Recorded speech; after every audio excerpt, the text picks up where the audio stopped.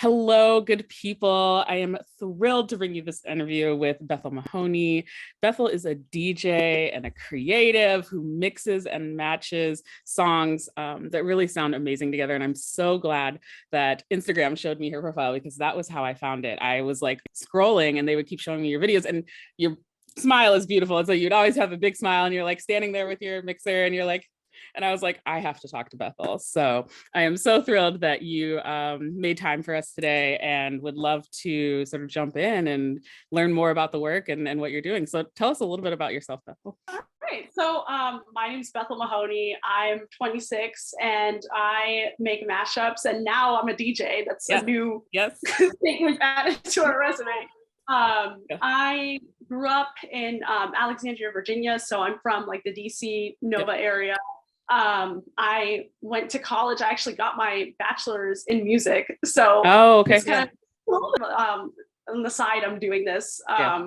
And actually another like fact is I played the cello. So that was like the first way I got into music. And I got more into the technology aspect. So I don't know. I make mashups on my free time and post it. I mean, but they're amazing, right? And they get a ton of views and things like that. And I think you just pointed out that you went to school for it and things like that, and that it's on the side, but you also mentioned that you were a DJ. And I remember, I wasn't in Chicago, unfortunately, when you were here, but I'm based in Chicago, but you got to DJ like your first event, which was awesome. So that was so cool. Congratulations on that. Thank you. Yeah, that was awesome. So you said music has always been a part of your life. So you said you started out with cello. Tell us a little bit more about, like, did you grow up listening to all kinds of music? Sort of what was like your background with music? So my mom came right here from Ethiopia and my dad is, from DC, and I grew up very much listening to hip hop, R&B. My mom liked a lot of like dance tracks, electronic, and, growing up, she'd always say like she wanted to be a DJ or she wanted to get those skills to be able to mix songs. Because anytime she'd go to a party, she hated how the DJ would just kind of cut, just like, this is a good transition. Like, I don't like this. And so having her in my ear, and then my dad actually would play the bongos. Oh, yeah. So I had a lot of music influences already there. And so when it came time to like in school decide like what you wanted to do between choir, orchestra, and band, I was like, I don't know, I'm vibing with the cello, vibing with the spoon. And so I continued that up until college, and then started taking music technology classes and started to be like, oh, I kind of like this a little more though. Totally. That's great. So you have like a technical background with the cello, obviously, but then you have the aspect of the machines and things like that too. That's amazing. That sounds like it was a really great time to grow up. And I also grew up around a lot of different music. My dad was always playing just different types and had speakers and things like that. So that was always a lot of fun. So about 5 years ago, it looks like you started out doing your mashups. And the first one, it looks like, was Rihanna and Alan Walker. Is that correct? Okay. So what was the inspiration behind that? So I actually, I think I was in college at the time. I had a digital video production class, and I really struggled with doing visual arts, not what I'm talented at. And my professor said, well, why don't you try to do like a mashups or something? Like that can count as a way for a project. So I started playing around, and I already liked Alan Walker. I just, while I was listening to it, I could hear We Found Love. Like I was just starting to sing it along, and I was like, wait, this could go together. So I had Logic Pro, which I had because of classes, and started messing around. I downloaded from YouTube the acapella because someone had it already separated. So because I didn't know at the time how to do that, so I downloaded that and then tried to mess around with it to get it to work. I wasn't that good at BPMs yet, but I think like they were both the same BPM. So that's why it was easy to do that one at first. And then I was like, but her pitch doesn't match. So like I have to change it. So then I tried to teach myself on YouTube. It was a first. It was definitely a first trying to do that. But then I was like, this is cool doing this though. Like I like putting two things together. Well, and I mentioned this sort of before we started, but that was what also really drew me to your work, was that you were mashing up artists that normally maybe wouldn't think about collaborating and things like that, right? So the one that I featured on my story recently was obviously the Jungkook and Nej with Paro, but you also have done Khalid and BTS, you've done NCT and Wavy and all these different things. You've put all these groups together, and you just mentioned it actually too. Like you have the ear, like you hear it and you're like, so and so would sound like really good on this track. Like let's make it happen, and then you did. So I absolutely love that, and it's great. Yeah. So those that don't know, I think most people know, but Alan Walker is like an EDM artist, and then of course Rihanna. But then about 2 years ago, it sounds like BTS slash K-pop came into your life. So tell us about that, because it's always a journey for how K-pop comes into our lives.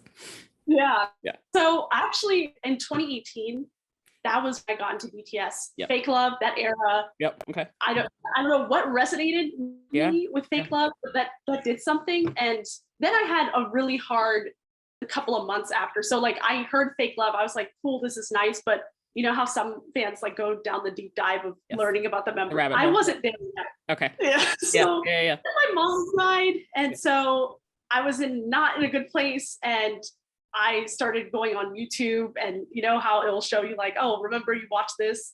So I give this another try, and then that's when the rabbit hole happened. I'm watching every music video, I'm watching every interview. Now I'm like, oh, I think I bias RM right now, or no, maybe I bias B. You know, just having that dilemma of trying to figure that out. And that was helping me cope a lot, and like it was a good way to. I'm very sorry about that. Yeah, that's not easy. And but I'm glad that BTS was there and the music was there to sort of help you cope through. I swear, music, I'm going through like, personally, I'll just say like I'm going through like a tough time myself right now, and music is literally keeping me going. And it just, I don't know, there's something about the songs that you met at a certain point and then you bring them back into your life and you're like, that's why. But yes, the rabbit hole is very serious. Mine started, I've mentioned this in a couple of other videos, but started with I was an RA, and one of my floor members introduced me to G by Girls' Generation, and then Sorry Sorry by Super Junior, and left me alone. And all of a sudden the YouTube algorithm was like, here's Big Bang. And then I was up till like 3 a.m. It was a wild journey. And back then they didn't have, you may have known this, but they didn't have a lot of their music on like Apple Music or Spotify or anything like that. So it was a lot of YouTube watching. And music shows and all those different things. So I completely understand how that sucks you in. And then it sounds like you had a really great time learning about BTS. And I haven't known them as much as I knew other artists, because they unfortunately got out of K-pop right as they were like launching in Korea. So I have like their first couple of albums, and then I went to Japan and I like came back, and I just wasn't in the K-pop zone for a while, and then came back. But so Fake Love was like your entry era. And then did you start to hear their voices and you were like, they would sound good with this artist? Is that when it started? At that point, I don't think I've listened to any artist as much as I did with BTS. Yes. So due to that, it made me think a lot of like, wow, I just kind of went through all their discography. Like, how do I have fun with this? Like, what can I see them doing? And so that's when I started. And the first one I really think I put out there was with Khalid and The Truth Untold. And it hurt so much. Like, it was so good. Like, it had me feel emotions. Like when I put it together and then heard it back, oh, what did you do here? It's crazy. And so it was really cool to start that. I was like, you know what? I think I want to do this more. Like, let's try this out, you know? I think that's the thing, right? Like, when you hear it and then you start to realize like, wait, no, I kind of put my foot in this, right? Or like, I kind of did something with this. That encourages you to keep going. And I think those are naturally also artists that would probably want to work together. So that's always good. And you've already done the pre-work for them, right? So if they just find it, they can definitely credit you for starting that. So tell us about sort of how you think about the mashup. So I've seen in your stories, sometimes you like ask if people think they like this person should be on this song or this person should be on this song. And then what are sort of like, walk us through like the technical aspects of like making one of the mashups. Yeah, so now I have a better way of going about it than I did in the past. I have a spreadsheet of BPMs and artists. So I just have it written down, and I'll get the BPM and then kind of look and compare. Whereas before it was kind of like, I'll listen to the song and then just do it. But then at times I get too many ideas and then it's not organized. And so I end up like on my Apple Notes trying to go through and being like, wait, what did I say? And so I also want to, on my stories, ask people so that I can make it interactive, and then also kind of see like, where are other people feeling? Like, do they see this going? And then if it is one I already did, I could be like, surprise. So yeah, it's just a matter, sometimes it's a matter of listening, and then I'll play along, or I'll look at the BPMs and do trial and error, which is more of the longer, that takes a lot longer. Sometimes like with Bad Bunny, every time I've done something with Bad Bunny and BTS, it's a lot of trial and error. I can't just hear it. I have to go through and be like, what's gonna sound good? It's a lot of work, but I end up liking the outcome of it. Bad Bunny, that's funny. I remember listening to that album and I was thinking about oh my gosh, I'm blanking on the name of it. Celoso, the one that's about like being jealous or whatever. And I was like, G-Dragon would sound really good on this. And I was like, I bet Bethel could do that. So that was definitely one where I was like, I'd love to hear a mashup of this, or like a feature of this and things like that. Do you have like a favorite one that you've done so far? Or maybe one that you're like really waiting to do? Well, I guess you can't tell us what you're waiting to. I'll let you keep that. But maybe like in the range of like, oh, I'd really love to do this type of mashup. Well, I my favorite, and I hope like maybe one day it'll just magically get in their hands. I did Survivor by Destiny's Child and Super Tuna. And I think it's my favorite because it tells a story. Like sometimes I don't know Korean, so sometimes when I'm doing I go by the flow of what sounds good. But for Super Tuna and Survivor, I feel like it's telling the story of like, oh, the tuna's trying to survive. I don't know. I like how I had them go back and forth, and I put a lot of effort in that one. So that one just to me has like number one. I think we can make it happen. I mean, I think if we just keep tagging them, I'm sure Beyonce knows about BTS. Like Blue is probably a K-pop fan, right? Or something like that. So I'm sure they know. That's always the thing in my back of my mind too. I'm like, I know these artists like know about each other, but I think it probably takes time to like figure out who's going to work together and things like that. But I think we can put it out there and it might happen. And then do you have one that you're sort of like, or like, do you have any like challenges that you've come across with like doing this? I know you said you do it sort of on the side, so I don't know if you have anything. So recently it's I've been growing a little bit more. I'm starting to see like my numbers go more, and so with that I want to put more effort into it to continue to have it grow. So that is a challenge because I do work full time. I do like office work. It's really fulfilling, but I also it pays the bills. So kind of a challenge because I enjoy this a lot more. And now that DJing has been accrued in it, I enjoy that too. So that's been a challenge. Sometimes when I'm not creatively, sometimes you get in those ruts where you're not getting anything out of it. Like you're sitting in front of your computer trying to mix something and there's nothing coming to mind. And that has happened a few times recently. So that's also why I thought it'd be good to also ask people so I can, because I do want to open up to trying different genres and artists. Like I'm open-minded. I will try whatever I can do. So no, that's a very good point. I think, and I've talked to a number of creatives who've shared like similar sentiments, and I've been, as I mentioned, going through it too, where like there just gets to be a point where you're kind of in a rut, and you know, writers will call it writer's block, and creatives, I don't know what we'll call it, but we'll call it creative block, right? And that's when you have to like really dig deep. And I like that you like rely on your community to sort of help you with that and get back into it, right? I think that's so important, and it's definitely hard, but it's worth it in the end, because look, you're like you said, your numbers are going up and you've been seeing the interactions go up and things like that. So that's amazing, and I'm really happy for you, and I cannot wait to see what happens next. Are you thinking that you would want to be like, would you ever be like a producer? Like, would you ever think about doing that?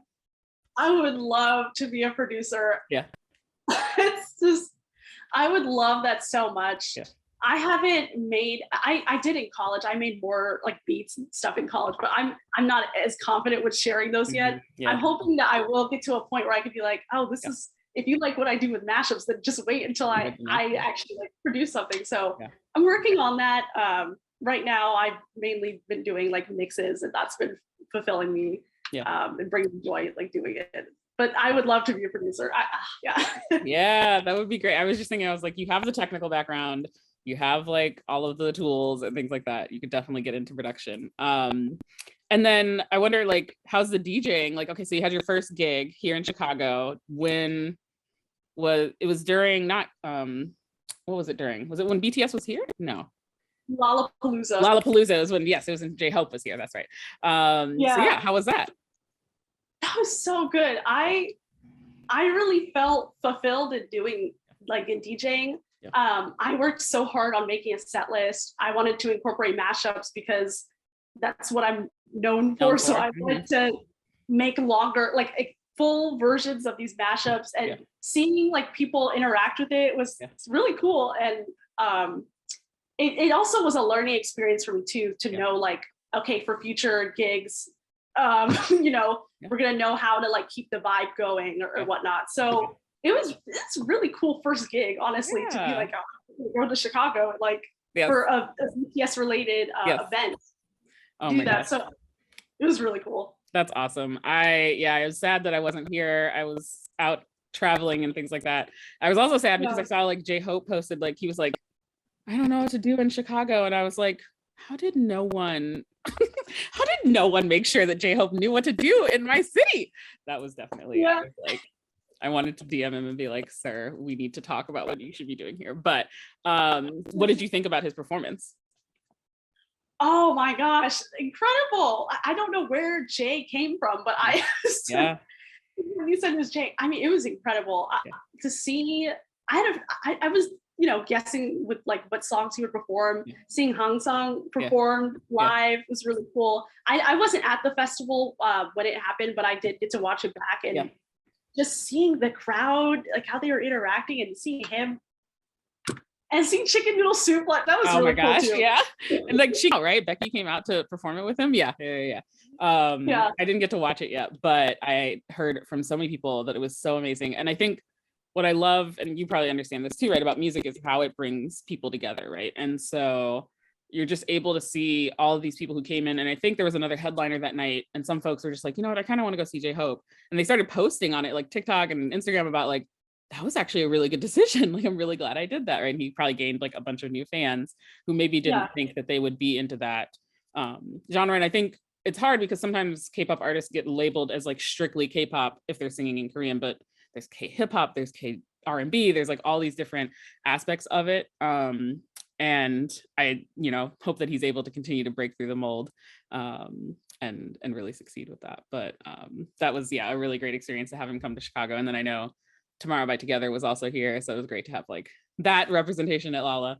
I've never gone, even though I'm from Chicago, but I know a lot of people really enjoyed it. So that was really great. So I know we talked a little bit about goals for the future, but like, are there other goals that you have for like your mashups or for your work that you're doing? And like, do you want to share? So number one goal is to have BTS notice. Oh, okay. That's like the most important goal. Or we definitely can do that. Anyone I'm doing these mixes with. I recently did one with Alicia Keys, and I was kind of please look at this. I would love to get that recognition, and then if I don't know how I could work with them in some way, but that would be like the biggest goal I have.